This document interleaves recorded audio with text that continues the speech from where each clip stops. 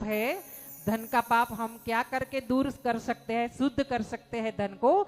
दान दे करके। कहीं भी ऐसी कथा हो, कहीं भी कोई पंडित जी ऐसे बैठे हो, विराजमान हो, जा करके प्रणाम कीजिए, उनके हाथ में दक्षिणा दीजिए। ऐसा जरूरी नहीं कि कथा की है तो दक्षिणा देनी, ऐसा जरूरी नहीं कि पूजन करवाया है तो पंडित जी को दक्षिणा देनी है।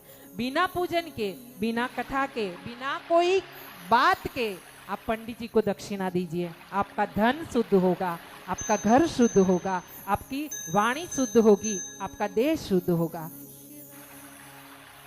ये सब अनुभव होते होते होता है, नहीं तो बड़ी बड़ी बातें लगती है। हाँ, जिसको अनुभव होता है ना उसी को पता चलता है। यहाँ आगे बताया गया है, मंत्र के बारे में बताया गया है, धर्म के बारे में बताया गया है कि मनुष्य का पहला धर्म अपने धर्म को, जिस धर्म में आपका जन्म हुआ है वो धर्म को पालो, उसका चुस्त नियम से चलो, उसके नियम से चलो।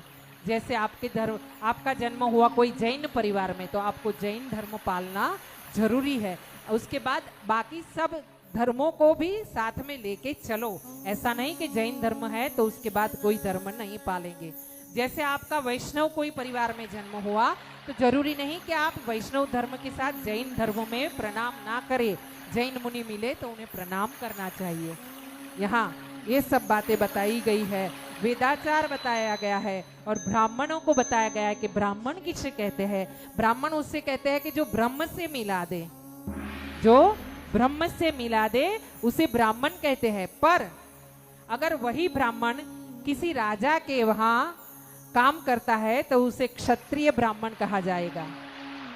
वही ब्राह्मण कोई बनिए के वहां काम करता है या फिर बनिया का काम करता है, कोई दुकान चलाता है, व्यापार करता है, तो उसे वैश्य ब्राह्मण कहा जाएगा।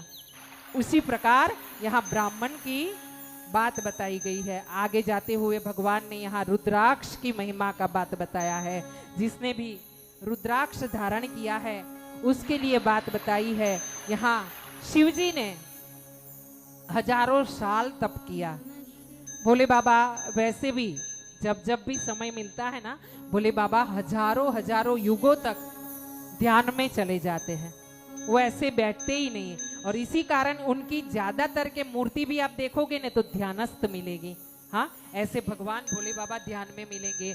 और ये लिंग जो है हमारे आपके सामने यहाँ शिवालय में जो लिंग है, तो लिंग का पूजन सबसे श्रेष्ठ माना गया है। उसके बाद मूर्ति का पूजन होना चाहिए। यहाँ बताया गया है कि भोले बाबा ने हजारों साल तक तप किया और तप करने के बाद जब उन्होंने अपने नेत्र को खोले, नेत्र को जब खोला तो उनके नेत्र से जल के बिंदु नीचे गिरे और वो बिंदु जो नीचे गिरे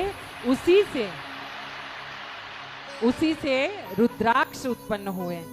यहाँ बताया गया है कि जो आंवला आता है ना, आंवला जितना अगर रुद्राक्ष है तो वो सबसे उत्तम है। अगर वो बेर आते हैं ना, बेर जैसे छोटे छोटे रुद्राक्ष आए वो मध्यम है। और यहाँ पे बताया चना जैसा, चना छोटा चना जैसा अगर रुद्राक्ष है तो वो अधम, यानी पहनना तो चाहिए, रुद्राक्ष है लेकिन इतना कार्य नहीं करेगा, उतना फल नहीं देगा कि जितना आंवला, जितना रुद्राक्ष है वो फल देगा।